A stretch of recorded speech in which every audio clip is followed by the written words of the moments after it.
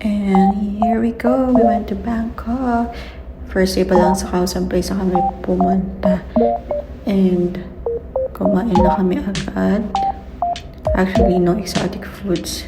Saka mga naka-party talaga. Grabe talaga itong place na to. After that, sumakay na kami ng tuk-tuk.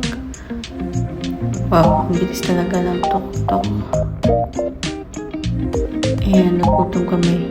Lumabas kami ng hotel para kumain. And this is the best food I've ever tasted in Bangkok. It's my favorite.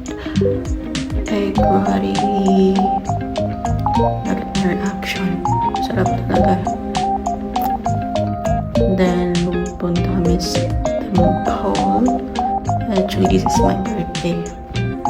Pak hour lang. Then, we went to Wat Arun.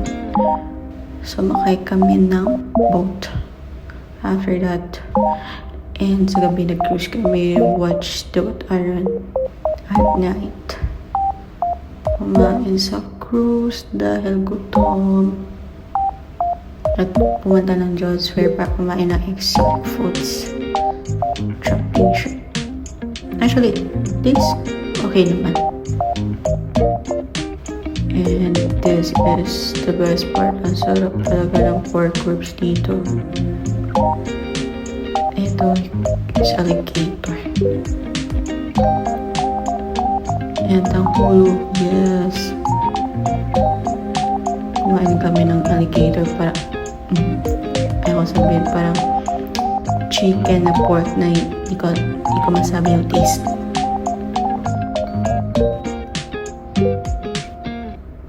And then, pumunta kami sa King Power, Manhattan.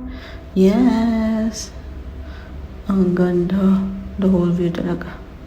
After that, sumakay kami sa train. Pumunta rin kami sa Icon Siam and uwi na. Bye!